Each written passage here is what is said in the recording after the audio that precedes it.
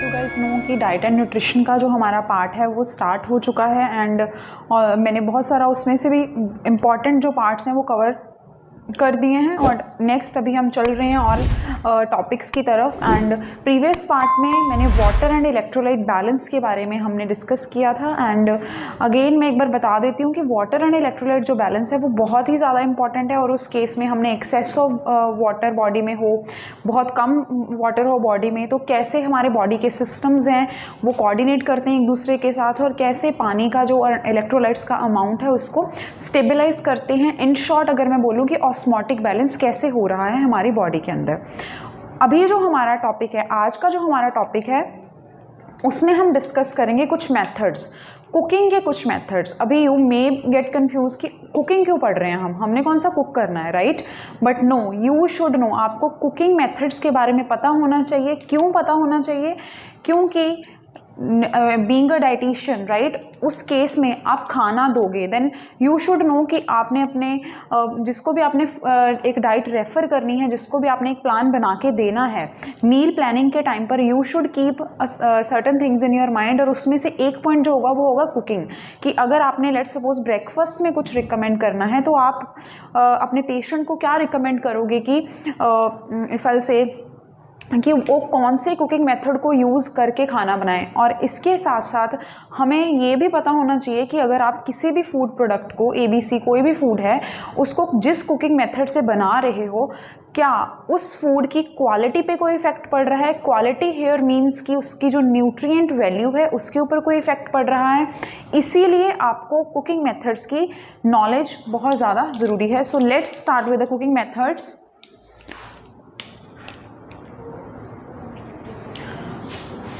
Cooking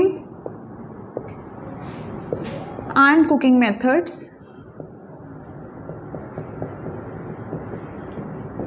So first of all, if I start with the cooking, so cooking करते हैं, क्यों करते हैं? So that the main reason है कुकिंग का। अगर मैं बात करूं कि हम खाने को पकाते क्यों हैं, हम ऐसे कच्चा ही क्यों नहीं खा लेते? The reason for cooking is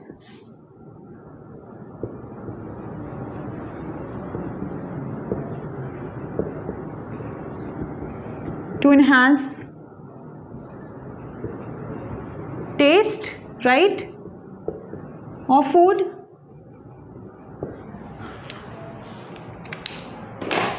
food का टेस्ट एनहांस करना है, दैट इज वाई हम कुकिंग प्रेफर करते हैं। To make it easy to chew, right, to make it easily digestible,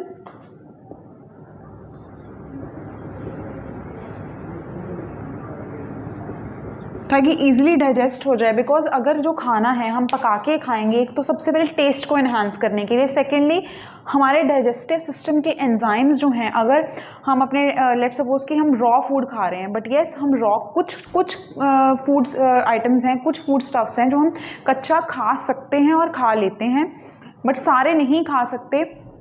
उसका रीज़न है to make it easily digestible, कि easily digest हो जाए, हमारे डाइजेस्टिव सिस्टम के एंजाइम्स को या ओवरऑल हमारे डाइजेस्टिव सिस्टम की फंक्शनिंग में कोई इशू ना आए। बिकॉज अगर बहुत हार्ड खाना या बहुत कच्चा खाना हम च्यू करेंगे या उसको खाएंगे तो उस केस में जो हमारी डाइजेशन की प्रोसेस है उस पर बहुत बैड इफेक्ट पड़ेगा। बिकॉज बहुत सारे डाइजेस्टिव एंजाइम्स हैं जो उनको टाइम लग जाएगा उसको डाइजेस्ट करने में। ये भी हो सकता है कि जो खाना है वो कम्प्लीटली डाइजेस्ट ना हो। अगर खाना कम्प्लीटली डाइजेस्ट नहीं होगा तो वो एब्जॉर्ब भी अच्छे से नहीं हो पाएगा, right? So this is the another reason कि खाने की कुकिंग, इसीलिए फूड की कुकिंग इसीलिए ज़रूरी है कि उसका वो इजीली डाइजेस्ट हो जाए। सिमिलरली टू इन्हांस एब्जॉर्प्शन, जो भी खाने के अंदर न्यूट्रिएंट्स हैं वो ईजिली एब्जॉर्ब हो जाएं। अगर खाना सॉफ्ट होगा, खाना ईजिली डाइजेस्ट हो जाएगा, डाइजेस्टिव एंजाइम्स फंक्शन करेंगे, डाइजेस्ट हो गया तो खाना एब्जॉर्ब हो जाएगा।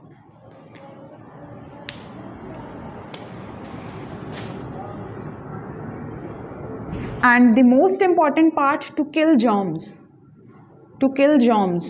खाने के अंदर अगर मैं रॉ वेजिटेबल्स की बात करूं, राइट, तो रॉ वेजिटेबल्स के अगर हम उनको कच्ची सब्जियां जैसे बोलते हैं कि वो वो खानी चाहिए, येस, तो उनकी भी क्लीनिंग ज़रूरी है, राइट। तो उस केस में प्री कुकिंग मेथड्स आपके अच्छे होने चाहिए कि you should wash them properly. तो उसके अलावा अगर हम कुक कर रहे हैं सब्जियों को तो उसका रीज़न क्या है, ताकि जर्म्स को हम किल कर पाएँ, जो बैक्टीरिया वायरस बाई चांस कोई भी है उन फूड स्टफ्स के अंदर या उन फूड स्टफ्स के ऊपर, तो वो ईजिली किल हो जाएंगे। रीज़न क्या है, बिकॉज हाई टेम्परेचर या नॉर्मल में हीट की बात करूं, हीट के कारण क्या होगा कि जो जर्म्स हैं वो किल हो जाते हैं। So that is the main reason, that is another main reason कि कुकिंग जो है वो बहुत ही ज़्यादा इंपॉर्टेंट है, राइट। तो कुकिंग के मेथड स्टार्ट करने से पहले I just want to discuss with you pre cooking methods कि कुछ ऐसे मेथड्स होते हैं, या हम खाने के साथ जब हम डील करते हैं, लेट्स सपोज हमने खाना बनाना है, ठीक है, तो जो भी आप हम खाना खाएंगे या जो भी खाना आप in future being a dietitian किसी को रिकमेंड करोगे, तो उस केस में फर्स्टली आपको ये पता होना चाहिए कि उस खाने के अंदर क्या क्या है। मैक्रो एंड माइक्रो न्यूट्रिएंट्स हमने सारा ऑलरेडी कवर कर लिया है। So what you have to do is, as we have started with the cooking method, so जो कार्ब रिच फूड सोर्सेज हैं, प्रोटीन रिच फूड सोर्सेज हैं, फैट रिच फूड सोर्सेज हैं, आपने उन सब की लिस्ट बनानी है, तो आपके लिए इजी हो जाएगा। आपने जब खाना किसी को रिकमेंड करना है तो उस केस में आपको पता होना चाहिए कि ओके, अगर मैं उसको स्वीट पोटैटो रिकमेंड कर रहा हूँ या कर रही हूँ तो उसके अंदर क्या है, कौन से न्यूट्रिएंट्स हैं, मैक्रो न्यूट्रिएंट्स कौन से हैं, माइक्रो न्यूट्रिएंट्स कौन से हैं। ऑन द अदर हैंड, कौन से कुकिंग मेथड से हम बना रहे हैं या प्री कुकिंग मेथड के साथ हम उसके साथ कैसे डील कर रहे हैं कि न्यूट्रिएंट्स की क्वालिटी पे कोई इफेक्ट ना पड़े। तो कुकिंग मेथड्स की स्टडी आपके लिए क्यों ज़रूरी है, ताकि आप न्यूट्रिएंट वैल्यू को सेव कर सको, न्यूट्रिएंट वैल्यू को कंट्रोल कर सको।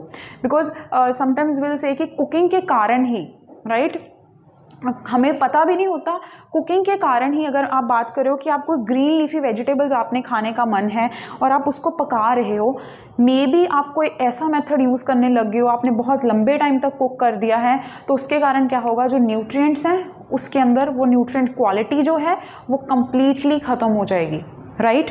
तो इसी के रिलेटेड दो टर्म्स हैं, that is the over cooking and under cooking.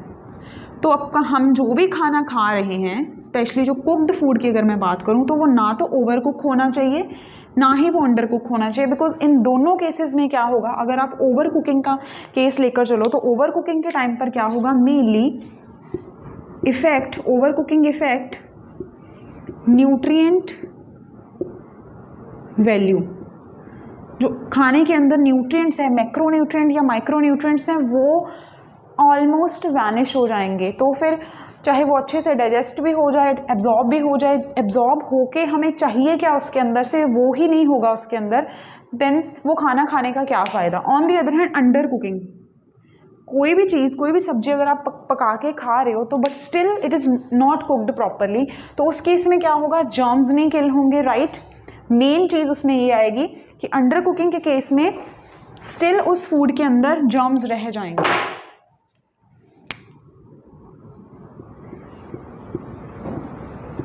Germs may not die।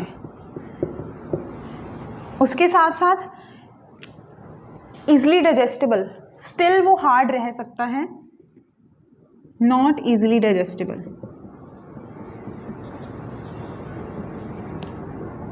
तो easily digestible नहीं होगा तो easily absorb भी नहीं हो सकता। इसीलिए दोनों over cooking and under cooking हमारे विल से कि खाने की क्वालिटी को बहुत ज़्यादा डिग्रेड कर देते हैं। तो कुकिंग के टाइम पर हमें इन दोनों कंडीशंस का भी ध्यान रखना चाहिए कि खाना ओवर कुक भी ना हो जाए और अंडर कुक भी ना हो जाए।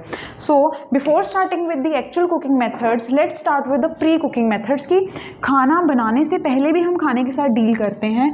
लेट्स सपोज उसकी कटिंग करते हैं, उसकी चॉपिंग करते हैं, राइट, ग्राइंडिंग करते हैं, तो they all come under the pre cooking methods कि खाने को कुक करने से पहले कैसे हम उसके साथ डील कर रहे हैं। And one most important thing being a dietitian that you should know also and you should tell the people whomsoever जिसको भी आप अपनी तरफ से एक डाइट प्लान बनाकर दे रहे हो, राइट, वेदर चाहे वो वेट लॉस का है, वेट गेन का है, चाहे किसी भी प्रॉब्लम के साथ रिलेटेड है, hygiene, hygiene of the person, जो भी खाना बना रहा है वो मेंटेन्ड रहना चाहिए, किचन का हाइजीन मेंटेन्ड रहना चाहिए, राइट।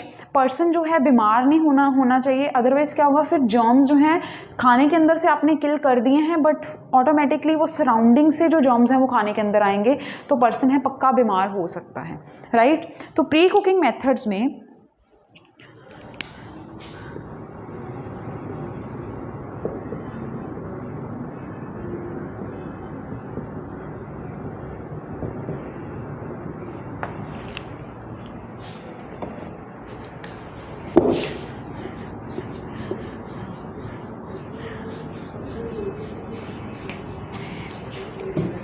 प्री कुकिंग मेथड्स में जो मेथड्स हैं उसके फर्स्ट इज़ द पीलिंग। कुछ सब्जियां हैं जिनको हम पील ऑफ करते हैं, cutting, washing,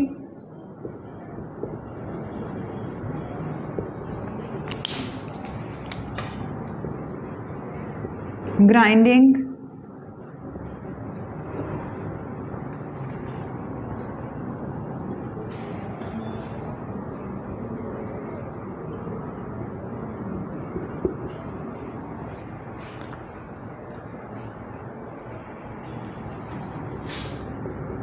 soaking and sprouting. So these are few pre cooking methods. अगर मैं बात करूँ पील करना, पीलिंग में क्या करते हैं, अपर लेयर रिमूव करते हैं, कुछ वेजिटेबल्स की upper layer removed, and cutting के केस में will cut the vegetables, right. So वो भी जो है डिपेंड विल से कि प्री कुकिंग मेथड का ही पार्ट है कि आप सब्जी को, जो भी आप खाना बना रहे हो, सब्जी की कटिंग कर रहे हो, बिकॉज वो जो भी आप सब्जी बना रहे हो, लेट सपोज कि कोई भी सब्जी की आप कटिंग कर रहे हो, तो उस केस में क्या है, वो कटिंग का जो साइज़ है वो बताएगा, दैट विल डिसाइड कि खाना कितने देर तक पकेगा। क्योंकि कई सब्जियां ऐसी होती हैं जिनको एक्चुअल में बहुत ज़्यादा हीट नहीं चाहिए और उनका कुकिंग टाइम जो है वो कम होता है, राइट। और heat is another the deciding factor, या टेम्परेचर जितना भी आप प्रोवाइड कर रहे हो खाने को बनाने के लिए। अगर आप कोई भी खाना पका रहे हो, उसको बहुत लंबे टाइम तक उसको हीट के ऊपर रखोगे, उसको बहुत लंबे टाइम तक हाई टेम्परेचर प्रोवाइड करोगे, तो उस केस में भी न्यूट्रिएंट वैल्यू जो है वो बहुत ही डिग्रेड हो जाएगी खाने की। जो खाने के अंदर मैक्रो एंड माइक्रो न्यूट्रिएंट्स हैं वो उनकी स्ट्रक्चर चेंज हो जाएगी। इन शॉर्ट अगर मैं बोलूँ, वो खाना खाने से आपको कोई भी बेनिफिट नहीं होगा, बिकॉज न्यूट्रिएंट्स ही लॉस हो गए हैं। तो cutting size is another important factor. और कटिंग जो है ये प्री कुकिंग मेथड, जैसे कि बनाने से पहले आप कट करते हो। कटिंग के केस में it is being recommended, let's suppose कि आपने वेजिटेबल्स को कट किया है, तो कट करके फर्स्ट पॉइंट तो ये है कि लंबे समय तक उसको कट करके मत रखो। क्या हो जाएगा, खाना जो है वो ऑक्सीडाइज हो जाता है। आपने देखा होगा, अगर आप किसी फ्रूट की बात करते हैं, एप्पल की बात करते हैं, एप्पल को अगर आप कट करके लंबे टाइम तक रख दोगे, उसका कलर चेंज हो जाता है। एक्चुअल में हमें वो एप्पल नहीं खाना चाहिए, बिकॉज वो ऑक्सीडाइज्ड हो गया है। उसके विल से कि जो हमारे एनवायरनमेंट के अंदर जो टॉक्सिन्स थे, जो हार्मफुल चीज़ें थी, वो उसके साथ आकर लग गई हैं, उन्होंने उस एप्पल को ख़राब करना शुरू कर दिया है, right. Same goes for the vegetables, but still अगर आपके पास कोई ऑप्शन नहीं है, देन आप उसको एयर टाइट कंटेनर में क्लोज करके रख सकते हो।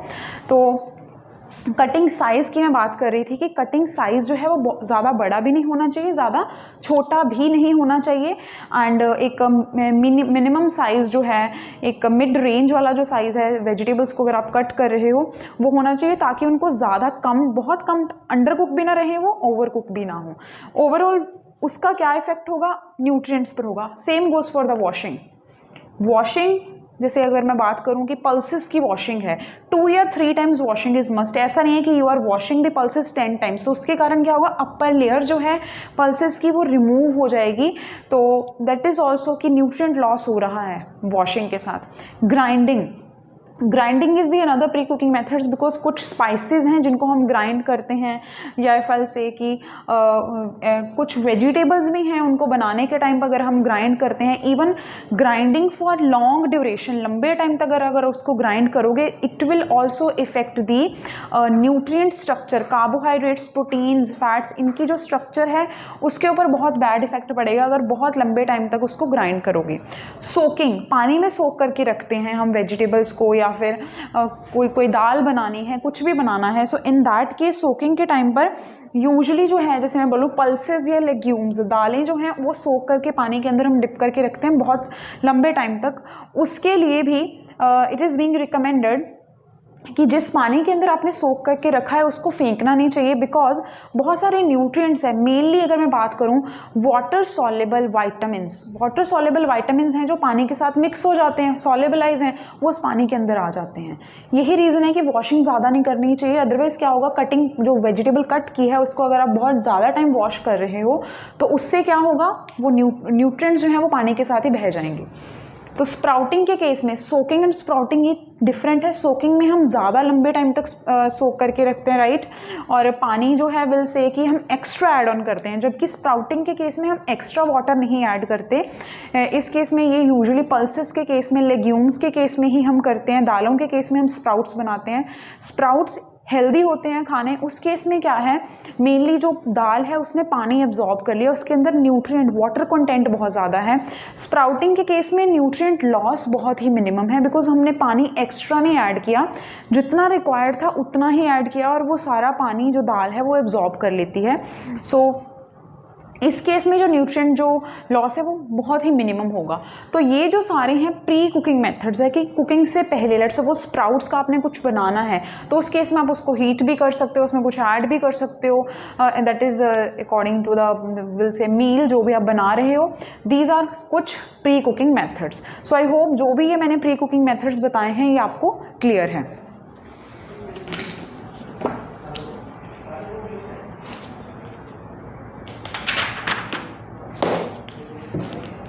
नेक्स्ट जो पार्ट है हमारा, it is the cooking methods.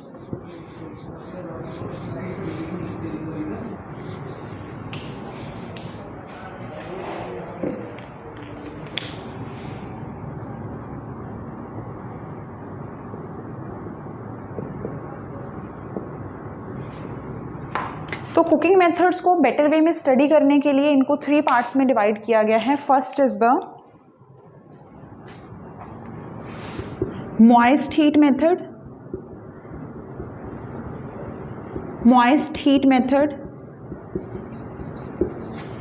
dry heat method,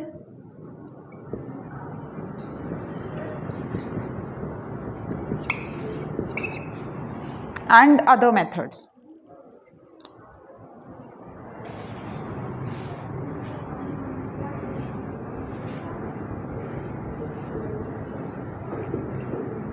so as a name suggest moist heat method, moisture जो है वो कौन प्रोवाइड करता है, moisture is being provided by the water. तो इन मेथड्स में यूजुअली हम पानी यूज़ करते हैं to cook the food. Dry heat methods में हम पानी नहीं यूज़ करते हैं, और अदर मेथड्स जो हैं उनके मैं name I will mention. So in this case, in case of moist heat method, the first is the boiling, simmering, pressure cooking,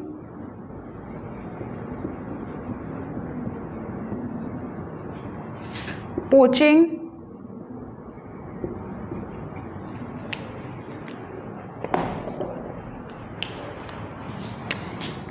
steaming,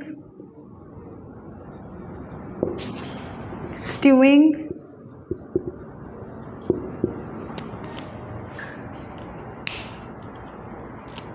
and blanching. ये जो सारे मेथड्स हैं ये मॉइस्ट हीट मेथड्स हैं। इस केस में हम क्या कर रहे हैं, इन दीज केसेस हम पानी यूज़ कर रहे हैं। On the other hand dry heat methods में we are not using water. इस केस में आएगा roasting, grilling,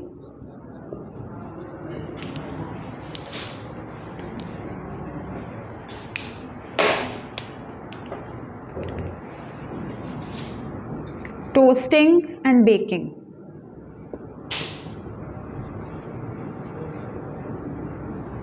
So these are the dry heat methods. इसमें कोई भी, इसमें मॉइस्चर नहीं है, मीन्स वाटर नहीं यूज हो रहा है। यहाँ से मॉइस्ट हीट मेथड्स में इनमें पानी यूज होता है, इस केस में no water is being used.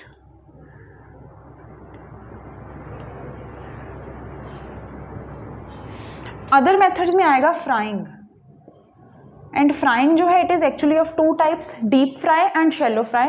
तो फ्राइंग क्यों, I am dividing into two parts, deep frying and shallow frying.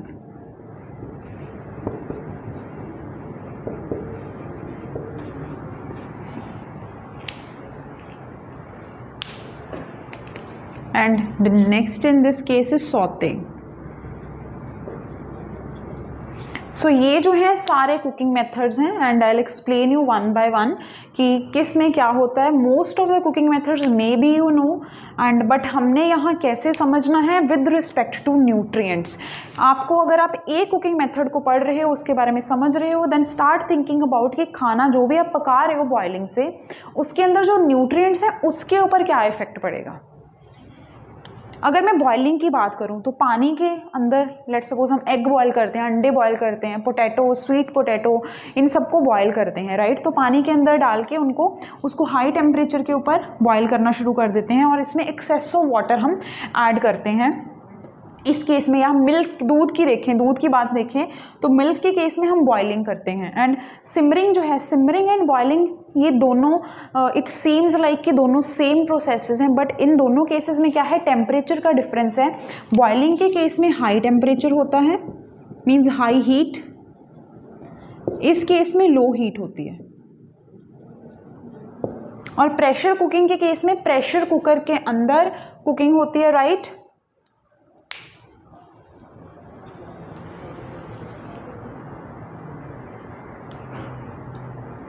And in case of poaching इसमें वेरी लो टेम्परेचर, बहुत कम टेम्परेचर के ऊपर। Very low does not mean कि heat नहीं provide होगी, heat होती है, बट जैसे हम बोलते हैं सिम के ऊपर रख दिया है तो बहुत ही कम हीट होगी उसके अंदर। एंड स्टीमिंग के केस में डायरेक्ट पानी के अंदर नहीं होगा, बट पानी से जो स्टीम बन रही है उसकी हेल्प से जो है वो खाना पकाया जाता है।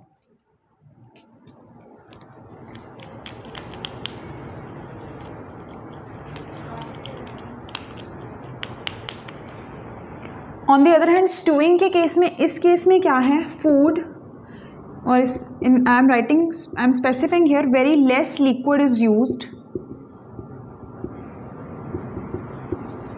एक्चुअल में स्टूइंग के अंदर क्या है, जो खाना है वो लेट्स सपोज आप कुछ भी बॉयल कर रहे हो, पानी बहुत कम है, विल से कि खाने का हाफ पार्ट जो है वो पानी के अंदर है, हाफ पानी से बाहर है।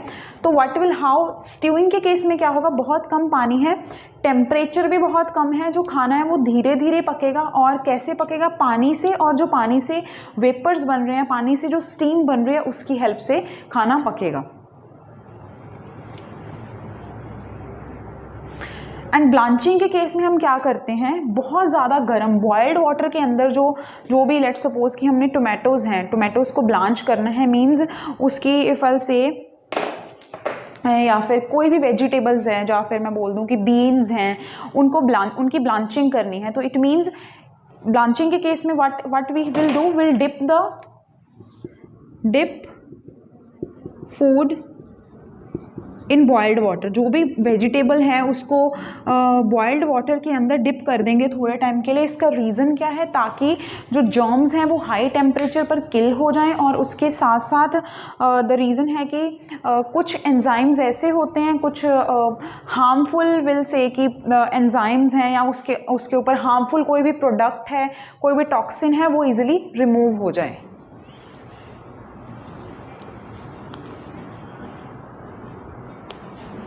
यूजुअली जो ब्लांचिंग है वो टोमेटोज़ के लिए यूज़ होती है, ताकि जो पील है, अपर लेयर है, वो इजीली रिमूव हो जाएगी।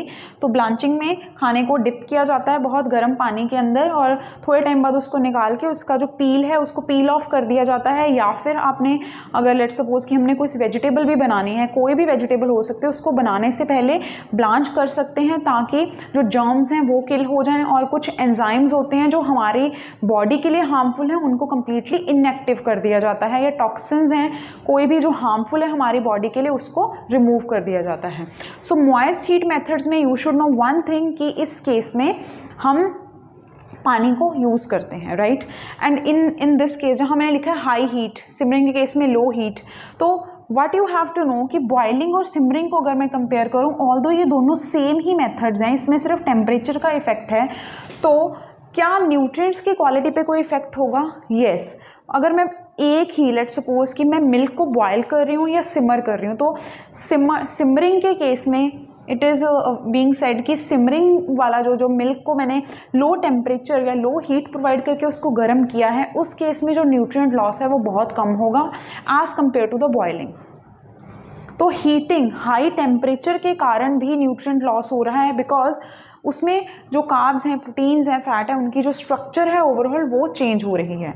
नेक्स्ट आ जाते हैं dry heat methods. Dry heat methods में हम पानी नहीं यूज़ करते, दैट इज़ वाई इनको ड्राई हीट मेथड्स बोला जाता है।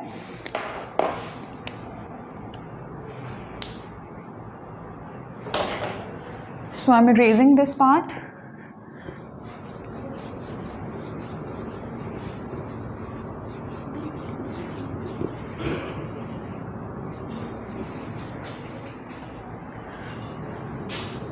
ड्राई हीट मेथड्स में रोस्टिंग की अगर मैं बात करूं, रोस्टिंग में very little oil is used, very less oil, बहुत कम ऑयल को यूज़ करके खाने को पकाया जाता है। टेम्परेचर विल से कि थोड़ा सा इंक्रीज़ किया जाता है, तो उस केस में यूजुअली अगर मैं बात करूं, जैसे चिकन को रोस्ट करते हैं कि रोस्टेड चिकन बना रहे हैं, तो बहुत कम ऑयल यूज़ करके खाने को पकाया जाता है। ग्रिलिंग के केस में direct heat is provided to food,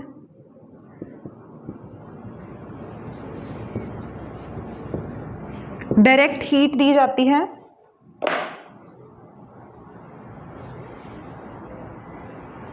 so in this case, grilling के केस में direct heat is provided, and toasting is similar like grilling, but ये टोस्टिंग स्पेसिफिकली ब्रेड के केस में होते हैं। जैसे टोस्टर के अंदर क्या है, वहाँ डायरेक्ट हीट है, bread is directly in contact with heat, bread को डायरेक्ट हीट मिल रही है, सो वो ग्रिलिंग जैसा ही है, सिर्फ ब्रेड के केस में हम टोस्टिंग बोल देते हैं।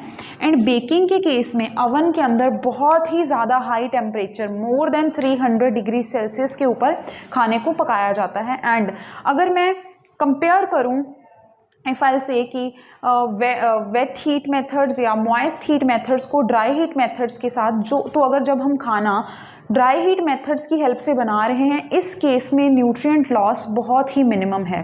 तो that is why it is being said कि जैसे रोस्टेड या ग्रिल्ड चिकन है वो बहुत हेल्दी होता है। You must have heard about it also, आपने सुना होगा। उसका रीज़न ही क्या है, क्योंकि न्यूट्रिएंट लॉस ही नहीं हो रहा, खाने को पकाया है, पानी नहीं यूज़ किया। मोस्ट ऑफ द न्यूट्रिएंट्स, बहुत सारे न्यूट्रिएंट्स हैं जो पानी के साथ मिलकर ही विल से कि स्टीम की फॉर्म में या तो फूड से बाहर निकल जाते हैं, या फिर जब हम वॉश करते हैं, बहुत एक्सेस में पानी यूज़ कर लिया है, बहुत ज़्यादा हीट प्रोवाइड करते जा रहे हैं, तो न्यूट्रिएंट लॉस होता जाता है। जबकि ड्राई हीट मेथड्स में ऐसा कुछ नहीं होता। इसलिए ड्राई हीट मेथड से जब आप फूड प्रोडक्ट्स को बना रहे हो, दे बिकेम मोर हेल्दियर। और अगर मैं डायरेक्टली बोलूँ कि इस केस में न्यूट्रिएंट लॉस बहुत कम है। So before doing with the other methods, I just want to mention कि moist और dry heat methods में सबसे major difference कहाँ है nutrient loss में। So I just want to specify कि nutrient loss is very negligible or very less in dry heat methods. Dry heat methods में जो है न्यूट्रिएंट लॉस बहुत कम है। But yes, moist heat methods में भी हमारे पास कुछ मेथड्स हैं। जैसे अगर मैं बॉइलिंग और सिमरिंग को कंपेयर करूं, तो सिमरिंग को हम सिलेक्ट कर सकते हैं, बिकॉज उस केस में टेम्परेचर कम है, राइट, और बहुत ज़्यादा हाई टेम्परेचर नहीं है, तो न्यूट्रिएंट लॉस उस केस में भी हम बचा सकते हैं। तो इट डिपेंड्स अपॉन एक्चुअली कि हम कैसे सिलेक्ट कर रहे हैं मेथड्स को। नेक्स्ट है अदर मेथड्स में है सॉटिंग। इस केस में हम ऑयल यूज़ कर रहे हैं। सौते के केस में क्या करते हैं, बहुत इस केस में भी बहुत ही कम ऑयल यूज़ करके उनको जो वेजिटेबल्स हैं उनको थोड़ा सा हीट दिया जाता है टू मेक देम थोड़ा सा सॉफ्ट करने के लिए। तो that is what the saute कर लिया है कि वेजिटेबल्स को पूरी तरह से ऑयल के अंदर डीप विल से उनको डिप करके नहीं पकाया जाता या लंबे टाइम तक नहीं पकाया जाता, थोड़ा सा ऑयल यूज़ करके उसको जो वेजिटेबल्स हैं यूजुअली उनको सौते करते हैं, राइट। तो उस केस में, सौते के केस में very less oil and heat जो प्रोवाइड की जाती है, हीट जो प्रोवाइड होती है उसका जो टाइम पीरियड है वो भी बहुत कम होता है। On the other hand frying के केस में अगर मैं बात करूं, deep fry and shallow fry, deep fry के केस में वी नो कि जो खाना जो भी हम बना रहे हैं वो कम्प्लीटली बहुत ज़्यादा ऑयल के अंदर डिप होता है। On the other hand shallow fry के केस में, शैलो फ्राई के केस में जो है जो खाना है वो ऑयल के अंदर डिप नहीं होता, बट येस ऑयल की जो अमाउंट है वो ऑयल हम लगाते हैं खाने के ऊपर। अगर मैं डीप फ्राइंग की बात करूं तो लेट्स सपोज कि घर पे हम पूरी बनाते हैं तो उस केस में डीप फ्राई मेथड यूज़ होता है। शैलो फ्राई के केस में अगर पराठा बना रहे हैं तो उसके ऊपर ऑयल लगाते हैं, so that is the part of shallow frying. Other methods में अगर मैं फ्राइंग और सौते में से सिलेक्ट करूंगी कि न्यूट्रिएंट लॉस किस में बहुत कम है, तो definitely I will prefer saute, because इस केस में what we will do, low temperature, less oil and very less time,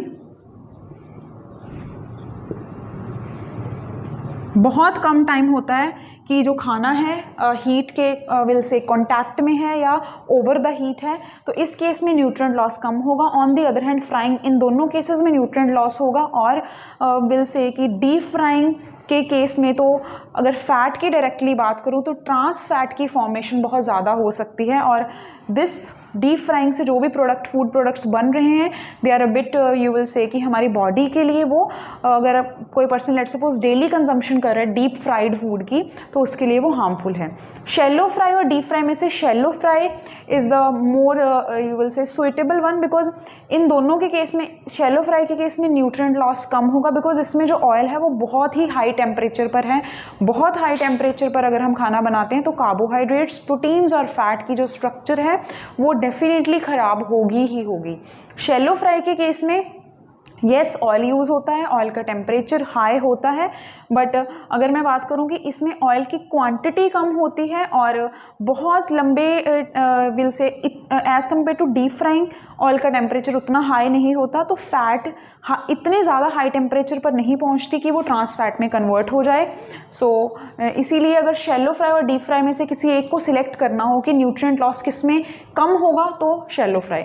other methods में से सबसे more preferable is the saute.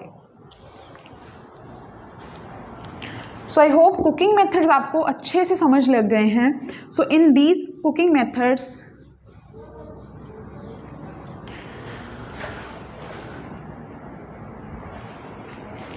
जो हमारा नेक्स्ट पार्ट है that is the effect of cooking methods.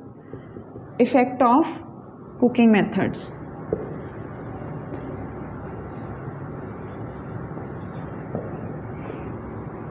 Cooking methods का क्या effect होगा। अभी अगर मैं बात करूं कि कुकिंग मेथड्स का कार्बोहाइड्रेट्स के ऊपर क्या इफेक्ट होगा।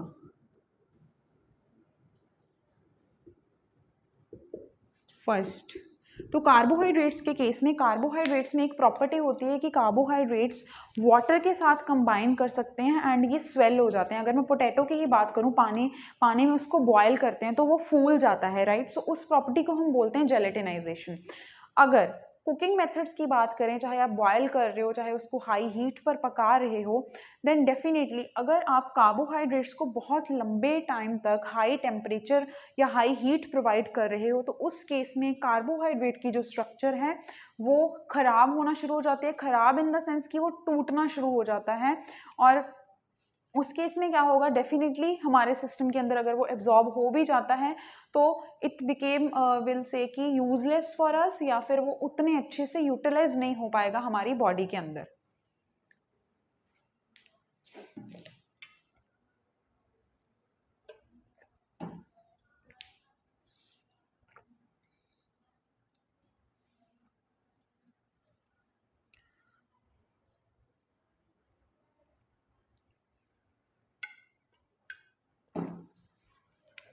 सो carbohydrates cooking affect starch the most, या कार्बोहाइड्रेट्स को बहुत ज़्यादा इफेक्ट होता है कुकिंग से. एंड अगर what will happen, carbohydrates swells up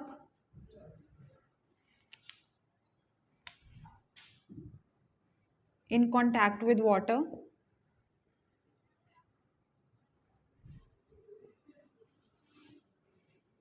तो इस प्रोसेस को हम बोलते हैं जेलेटिनाइजेशन.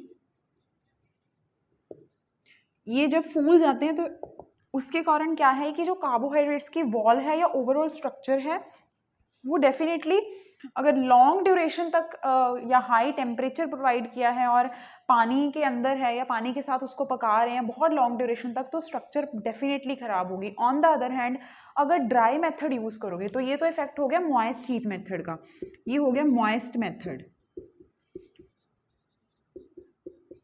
अगर ड्राई हीट मेथड यूज़ करेंगे तो क्या होगा, जो कार्बोहाइड्रेट्स हैं वो डेक्स्ट्रिन में कन्वर्ट हो जाएंगे. Dextrin is a form of carbohydrates. उसके कारण सबसे पहले क्या होगा, फूड का कलर जो है वो ब्राउनिश सा हो जाएगा, ब्राउन एंड कलर हो जाता है फूड का कलर. सो अगर मैं बात करूँ ड्राई हीट मेथड्स,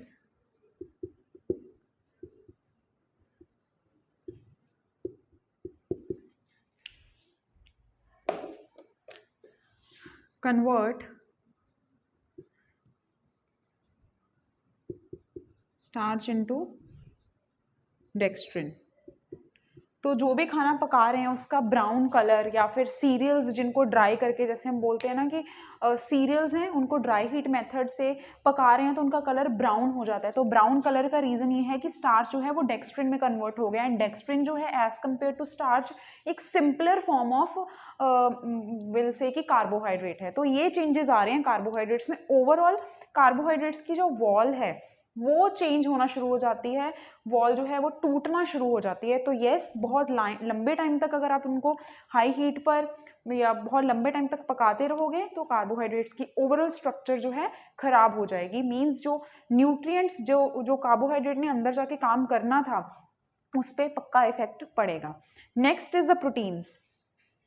प्रोटीन्स के केस में क्या हो रहा है, प्रोटीन्स में कोएगुलेशन हो जाती है कि जो प्रोटीन्स के जो अमीनो एसिड्स हैं उनकी चेन्स होती हैं.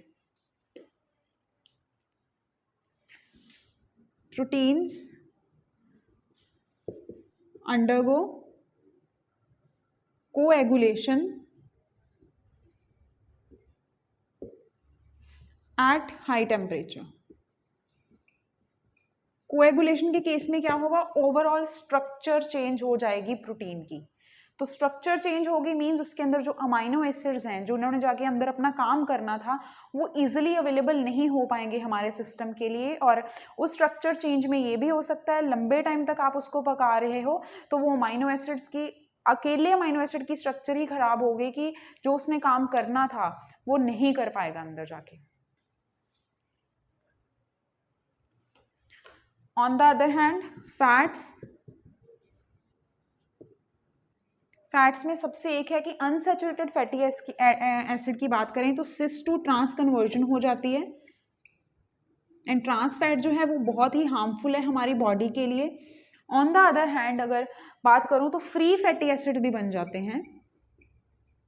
फ्री फैट फॉर्मेशन कि लंबे टाइम तक हम फैट को हीट दे रहे हैं, बहुत लंबे टाइम तक हम ऑयल को पका रहे हैं तो उस केस में क्या होगा, सेम कार्ब प्रोटीन के जैसे ही फैट की भी स्ट्रक्चर चेंज होगी, वो टूटना शुरू हो जाएगा. तो उसमें से फ्री फैट लेट्स सपोज कि ये एक चेन है तो इसमें से ये वाला पार्ट जो है टूट गया तो ये अकेला फ्री हो गया ये, राइट. तो ये फ्री फैट हमारे बॉडी के अंदर जाके विल से कि ब्लड के अंदर फ्रीली मूव करना शुरू कर देगा. तो इसके कारण प्रॉब्लम्स आने शुरू हो सकती हैं हमारे सिस्टम के अंदर. अगर मिनरल्स की बात करें तो मिनरल्स जो है ये कुकिंग मेथड से बहुत ही कम इफेक्टेड हैं. पानी के साथ हो सकता है कि कुछ मिनरल्स लॉस्ट हो जाएं, मिनरल्स इतना ज़्यादा इफेक्ट नहीं होते. बट येस, अगर मैं वाइटामिन्स की बात करूं, वाइटामिन्स बहुत ज़्यादा इफेक्ट होते हैं कुकिंग मेथड से. Vitamins get affected the most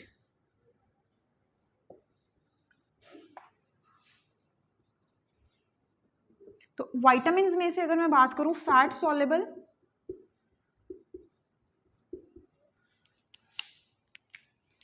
या वाटर सॉल्युबल।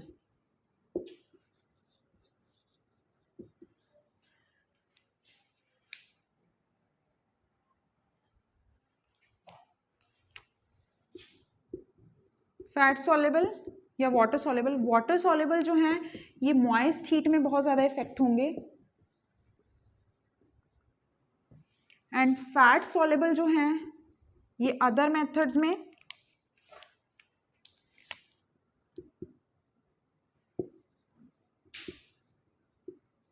या फिर ड्राई हीट मेथड्स में इफेक्ट होंगे।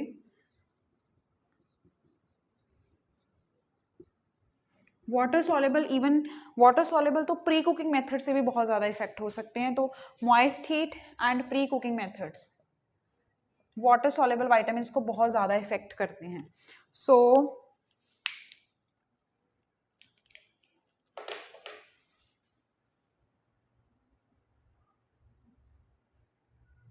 With this we are done with the cooking methods, और क्या इफेक्ट हैं, general effects on vitamins, minerals, carbs, proteins, ये सारा कर लिया है।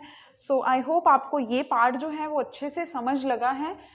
But still if you have any doubt you can ask me, you can mention your question in the comment box, and I hope you guys are enjoying this series. So we'll meet in the next part.